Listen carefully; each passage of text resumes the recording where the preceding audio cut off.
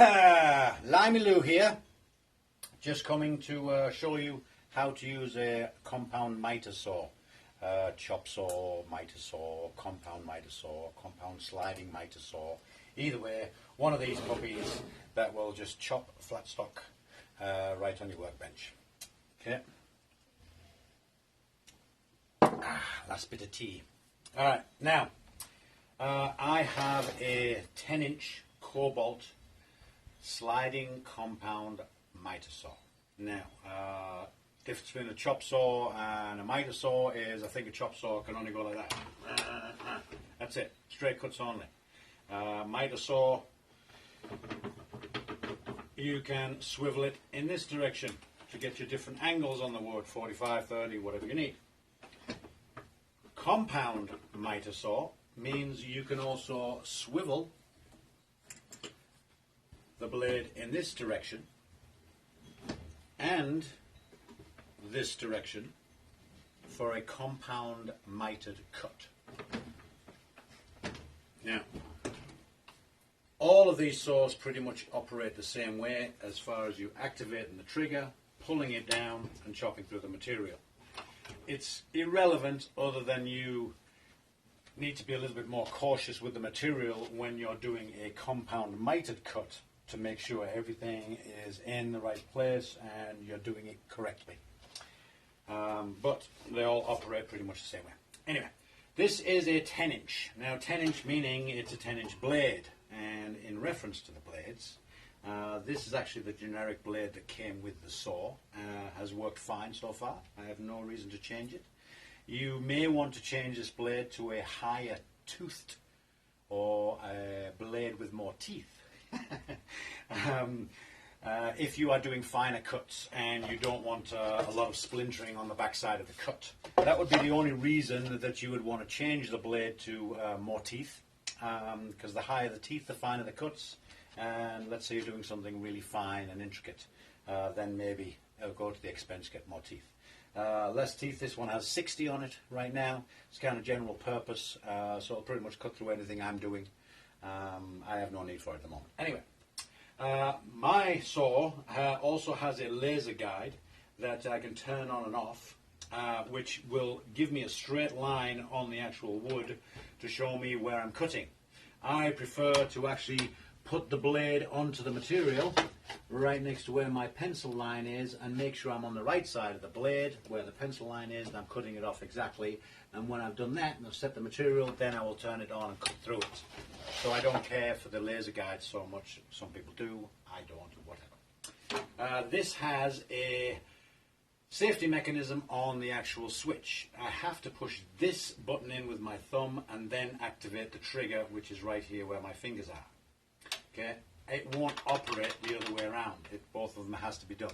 Not all of them have that. Some of them do, some of them don't. They're becoming more common because safety is becoming more of a concern.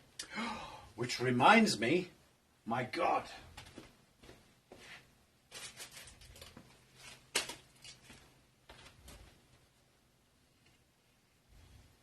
Rule number 1, you're chopping anything, get these puppies on.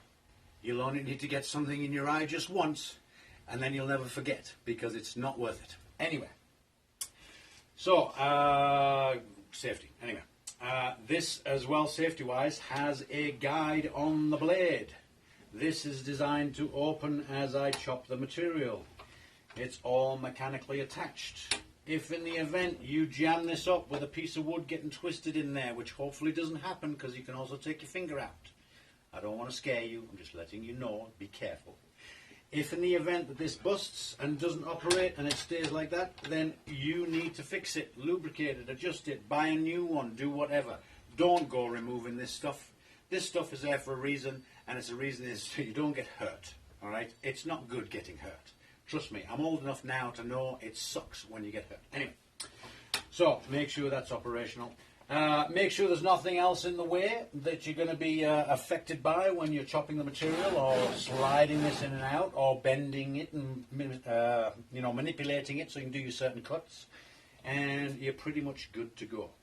I have locked down this whole miter saw onto my workbench. I've bolted it in. That's because I do a lot of this stuff and I like it in place. You don't have to. You can take it freehand. In fact, this will come down like this, and this one particular, I've got a lock in here. As you see, I don't use it. There it is.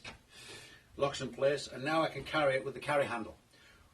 All of the saws will pretty much have some kind of mechanism which will do that exact same thing. It'll put it out, put the teeth out the way, bump, and you're ready to go to carry it. So you can carry it somewhere. You can even put it on the floor and cut stuff. It's just a lot easier for me to have the whole thing set up. So don't be scared by not having this kind of setup. You don't need it. Anyway, my setup is a runner that goes down this way towards you. You can't see it. You can probably see maybe about a quarter of it right now. And what it is, that runner there is so I can put the material up against the backstock here, make sure everything's nice and flat. I'm not going to have pieces of material dropping off over here. Over here, I just have a chock that I can have sit the other end of the material on if I'm cutting something in half, for example. You can also set up another runner right here if you wanted to. They're very handy actually, because if you put a guide on the back, which obviously you'll need anyway, you can then clamp material to it. A stop to it. So you can put a clamp on here, put a stop. You've already measured that distance exactly to the blade from your stock, and you know it's 24 inches. So every time you put a piece of material into your stock, you're cutting it at 24 inches. Simple as that. Anyway, in order for you to manipulate the actual mitre part of the saw, mine is operated this way. They're not all the same, like I said. But I have to pull up on a lever here, and then I can twist it. Some of the actual markings that are down here, which you will find on all the saws, usually, with a little pointer telling you what angle you're at. This one is now just locked in to 45 degrees. That's a standard setting. Another standard setting is 31.6. I think 31.6 might be used for crown moulding, maybe. Anyway. You can lock it in, usually with the teeth that are around the bottom, and if it doesn't have that kind of locking mechanism, it'll have something else, maybe similar to this, where you can lock it to it rather than it, binding into actual teeth underneath. Either way, you can usually set the angle, you can lock it down, and you're good to go. I'm now set at 0. I don't usually lock it down because I don't need to, but I'm doing it for now. Then with the slide, this slide table is actually designed to handle up to 12-inch material.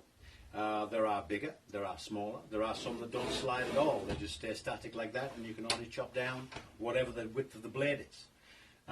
So like I say, they're all different, but they all operate the same way. This one slides. I usually like to bring it out, turn the machine on, bring it down the material and slide through it. Okay, this is obviously after I have set the blade right next to my pencil mark, and then I'll bring it out and saw through. Okay.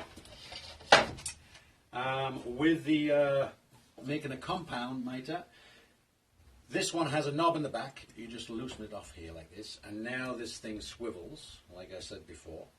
And again, it has a gauge on the side here, which will tell you what angle you want to set this at.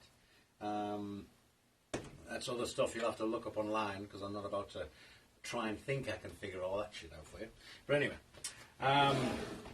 so let me go ahead and cut a piece of material, and I'll show you how this thing operates. This is just mainly to make you feel comfortable in buying one, because a lot of people go, "Oh, it's a big saw." Look at that. No, it's pretty straightforward. Once you do everything right, you can have hours and hours of chopping wood on this thing, and do everything exactly the way you need it to be done the first time. It's just a case of getting used to it, that's all. Now, what I like to do is, I'll measure my material. Oh, I'm going to have this at 16 inches. 16 inches. Up to my pencil mark.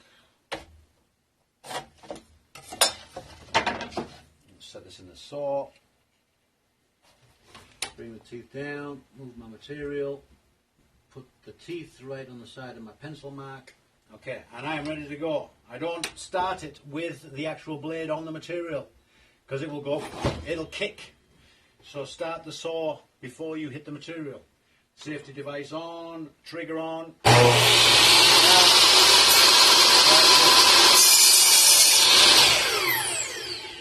Simple as that. Nice clean cut. This one doesn't even have any splinters on it. Maybe probably because of the material it is, but anyway, whatever. Either way, don't hesitate getting one. Go ahead, put the investment out there, especially if you're going to be chopping a lot of stuff. It's a whole hell of a lot easier than chopping a lot of stuff with one of these circular saws. Even though these are fantastic when you need them, but man, you know, you're doing this over and over again. What the hell am I doing? You know, no, just get yourself one of these. Oh, anyway, I hope that's been informative. If it hasn't, oh well.